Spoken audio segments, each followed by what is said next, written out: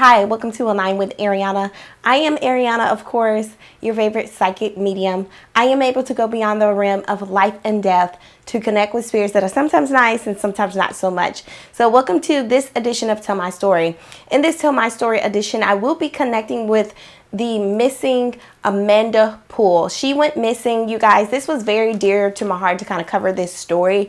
Number one, because she went missing in Memphis, Tennessee.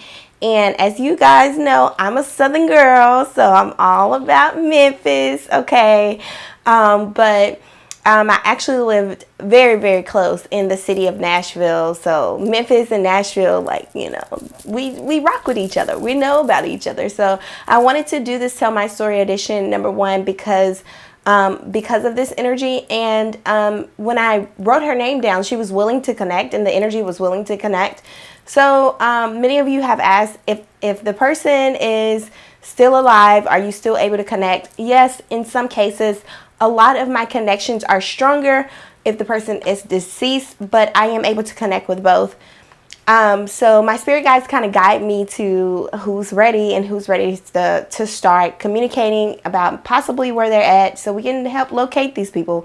We can help find them. We can help get clues and fill in the missing pieces. So of course, when I connect with this energy, her energy is very serene and very calm. She did go missing in 2015. Okay, I believe it was 2015, October the 8th of 2015. Her story is one that is much older. And in her case, the spirit is referencing that her case kind of just went cold.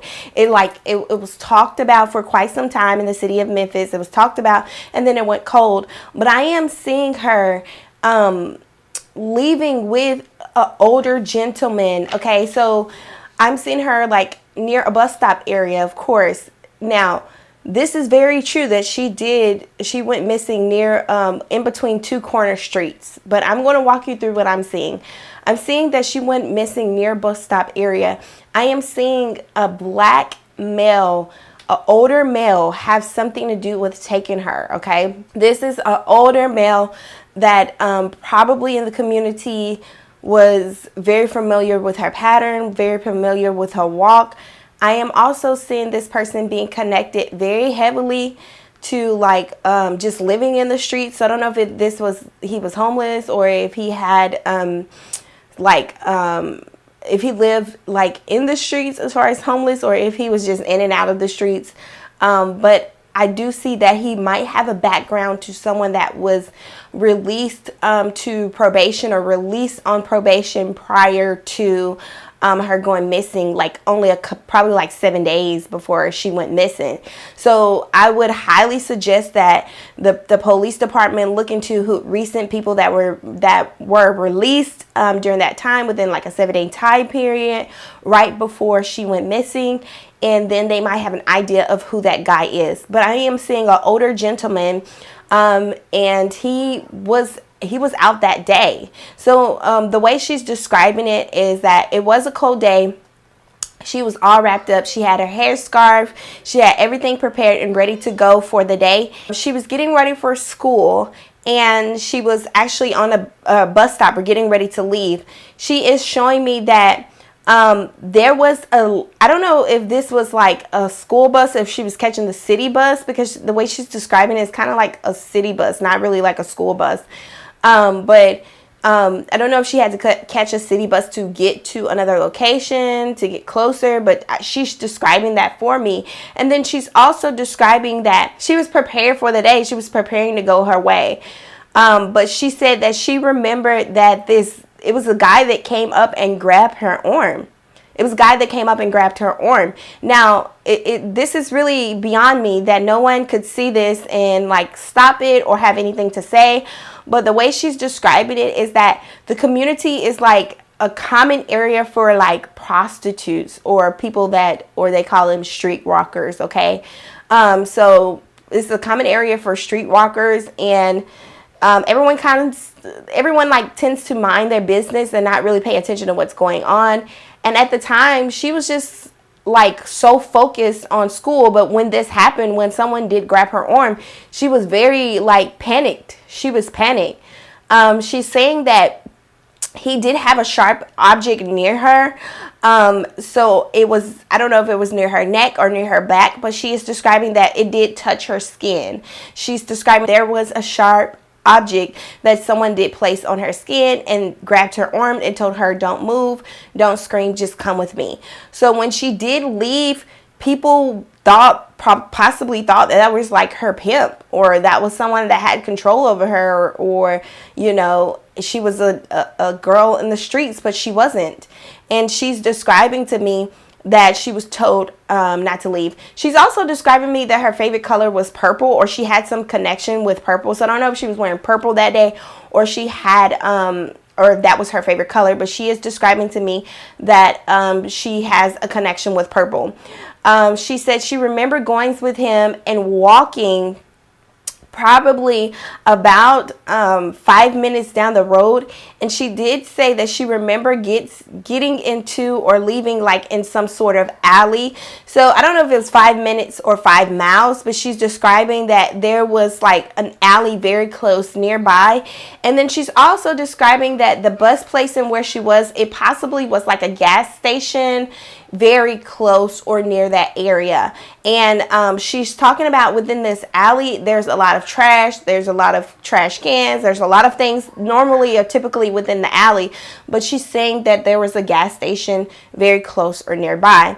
She's also saying that she remembered going through the alley with this guy, and she remembered trying to get help, but she almost felt like it was nothing that she can do. She's very much describing how she felt and the energy in which she felt in. She's describing how she was like a straight A student, or she was on the route to that. She wanted to go to art school. So she's telling me that she wanted to do something as it related to art, or be in some sort of academy for art school, or have, she had visions of doing that. She's saying that she did not realize how long it was going to take for this process to happen, as far as like finding her, connecting with her. She is describing to me that her soul is not near her body, you guys. She is describing to me that she is not, she's already shifted into another energy, that her energy is not near her current body. So it's very possible you know, that she could no longer be here, which I hate covering stories and I hate giving like that sort of ultimatum, but with her energy, this is what she's describing. Sometimes, often, some spirits don't know when they leave the body and some spirits do, but with her energy, she's referencing that is a very strong possibility that she's not near her current body. She's also referencing that she had like, I don't know if she had like a butterfly ring or something. She had some sort of ring on that particular day, and that might be reference to being dropped off in the alley, or she tried to take it off to leave clues. So she's saying that all of the details of her going missing was very, very close to the area where she was last seen. It's not far. Now, she is describing that a car did come nearby, and she's describing this car as being like a brown vehicle. So I don't know if this guy was in cahoots with someone and this was a second person that was in a vehicle, but she is describing that there was eventually she got into a brown vehicle and she was taken and she was driven. She's describing that she was possibly driven to the okay, this is weird. I don't know where is there a Springdale in Memphis, or near Memphis? Like if there's a Springdale, Spring Hill, Springdale. Okay, the way she's describing is that she drove south. She's saying that she was in this vehicle for a long period of time. So somehow she's not making the connection of how she got in the car, because at that point she's saying that she possibly blacked out or she lost memory, but she knows she was in some sort of like tan brownish vehicle. It was like almost like a yellow vehicle. She's describing it as an older vehicle, probably roughly in the 80s or the 90s, maybe possibly even the 70s vehicle. And then she's describing it possibly as like a Chevrolet or something, like an old vehicle with, I don't know, I see two lights in the back, but I see them very stretched out, very far apart. And then I'm seeing the vehicle be like tan, almost yellowish tan color. And it could be like an older Chevy. And I'm seeing like the top have a cloth top on the vehicle, the cloth top, or like a vinyl top on the top of the vehicle. But I am seeing her in this vehicle. I do see her going towards like the interstate direction. So from my point of view, from the way she's taking me, it could be in the south direction, but she does describe it almost as going to like an Alabama area. Okay. So she's still showing me like a lot of trees and things like that. So what she was described is she wasn't blindfolded at the time. She was just very afraid to just look. And she is saying there were two people that were involved at this particular time. So I don't know if this was another guy's friend or something else. But she's saying initially it was one, but then it changed to two. She's saying that she went near the Alabama area or in the Alabama direction. And she also mentioned the name Springdale or Spring Hill, Spring something. So I don't know if that's in passing of Memphis or close. So she is also describing that is the last energy that she felt of being close, like present.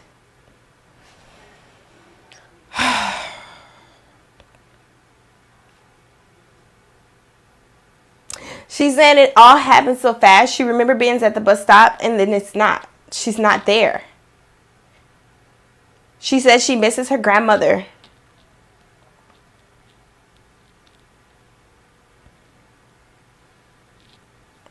You guys, sometimes I hate covering these stories because they get so intense. But I know that my gift is needed. My heart goes out to her and her family. And these stories are always very intense, you guys. They're like one of my hardest to do, but they're easy for me. I can see them play out, but they're so hard for me emotionally. I have disconnected in so many ways, but I can still feel their energy, which pulls me back in because I can feel their soul.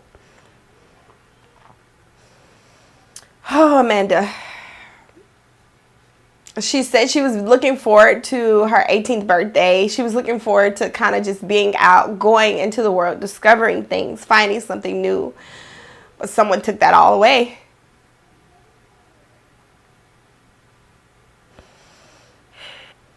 Someone took that all away. She does not recall the names of the guys. She just remembers they didn't really speak a lot to each other. She was very afraid. But she does describe her last image of driving near Alabama, and she's talking about a wooded area. She's talking about this area near Alabama during a wooded area, heavily concentrated in woods. She was deep in the woods. This is not something you will see from the interstate or by passing. You have to go deep off into the woods, and she's describing that the drive in which she was driving, she's saying that it felt like an hour. But you know, when you're scared and you're alone, it could be a lot longer. But she's describing it going to near an Alabama area, and she did say Springdale, Springwood, and she's also describing. Now I don't know how that is in correlation to Alabama or Memphis, but she's saying that, and she's saying that she's in a heavily concentrated wooded area, deep in the woods, deep in the trees, deep in the woods. She's showing me dirt. So she could be below the surface, like not deep below the surface, but there could be piles of leaves that were placed on top of her. She's not showing me anything she's showing me that she was there physically, cold jacket. She's also showing me that there will be some sort of indication as far as like clothing materials that will still be there. You guys, these stories, I love them, but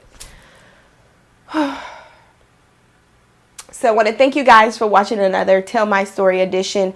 If you've heard any news or you know anything about a missing Amanda Poole that went missing October the 8th in 2015 in Memphis, Tennessee, please contact your local authorities. Give them the information that you know. If you have seen her whereabouts or anything, please contact police authorities. I'm sure her family, I'm sure everyone would appreciate this information. So I am thankful to be here to do another Tell My Story edition. If you would like your own personal reading, please visit www.alignwithariana.com for more details, for more goodies, for more working your magic. Peace, love, wadu. Bye.